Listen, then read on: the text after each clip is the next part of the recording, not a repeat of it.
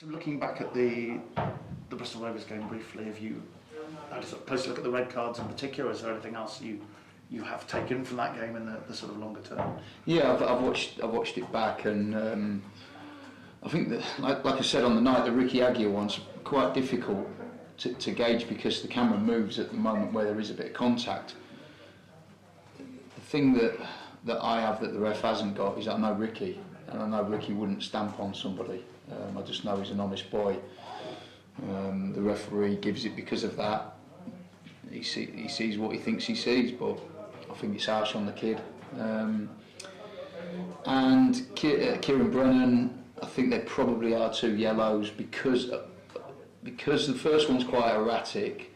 It goes in really strong, and it maybe is a yellow. I think the second one is because of where it is. You know, he's on the edge of the box, he's turning, and he potentially could be in on goal. So I think he gives the referee an easy choice to do it. And I think, you know, from both of them's point of view, they both showed a little bit of naivety in their moments, and you know, I can understand because they're both trying to impress it, to get in the team, and I do get it.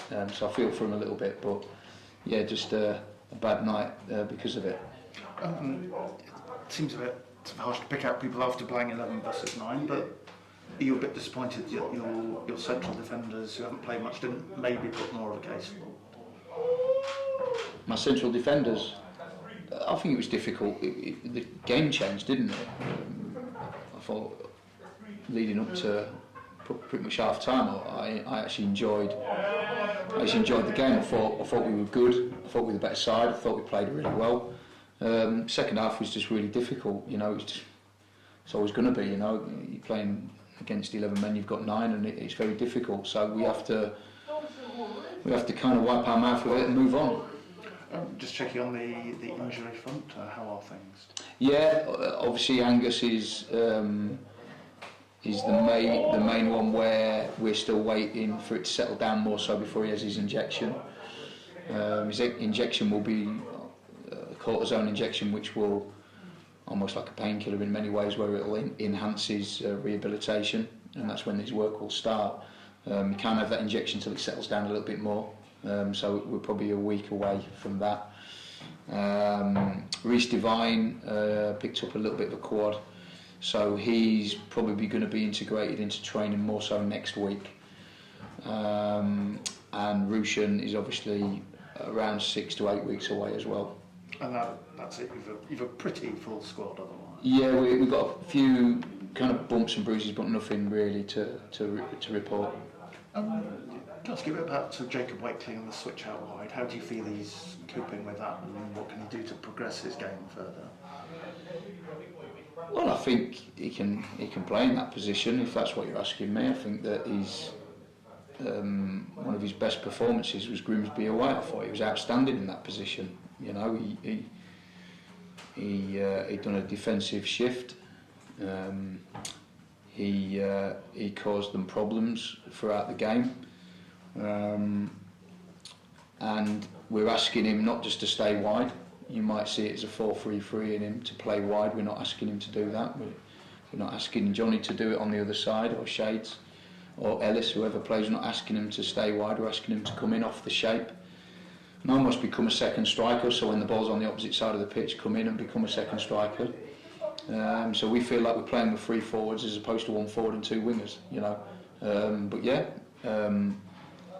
He's got a little bit of a problem with his hip at the moment, but he should be fine to go Saturday. We've had to monitor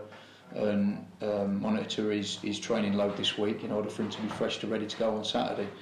But he'll find goals, he'll score goals, he'll work hard for the team. His distance covered is always off the scale. Yeah, I think he's good for us out there. Are you happy your wider forwards then are kind of doing that sufficiently? Are they getting into enough good positions? Are they potentially sort of getting on the end of things? I think the way we gauge it is by how many crosses our fullbacks put in. So if the fullbacks ended up putting more crosses than them, then they're in good positions.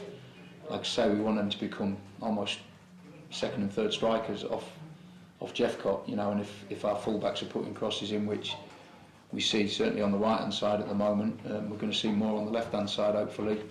Then yeah, we'll be scoring more goals. I think that you look at the games that we've played. Should we have scored more goals? Most definitely. If you look at XG, we should be around 15, 16 goals.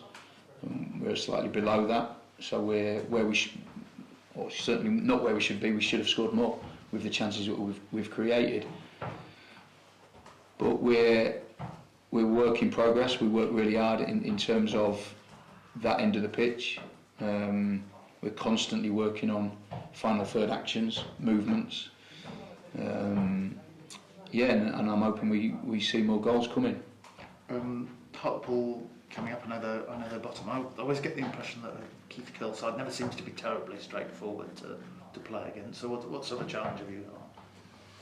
Yeah, you're correct. They're a real challenge because I don't even know what formation they'll play. If I'm honest with you, because he's changed formation in nearly every game. So that's going to be difficult to kind of prep the team in terms of how we press, what we do without the ball, when we don't really know kind of what team they're going to pick or certainly what formation they're going to play.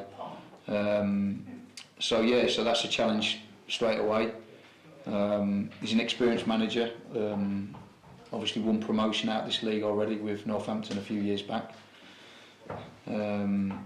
So yeah, it's going to be a tough game, and I'm sure that we'll have to be at our best in order for us to get anything from the game. What does go through your mind when you see your opponents lost 6-0 on the Tuesday? Nothing really, because it's a different game now. You know, we have to concentrate on the next game. You know, so nothing really. We lost 3-0, so you know it's a different competition. They made some changes from their starting lineup. They made a lot of changes around 65 minutes. So I would presume that the team we're going to play on Saturday will be pretty much a different team to what played on Tuesday night. Are you feeling pretty settled with your 11 at the moment?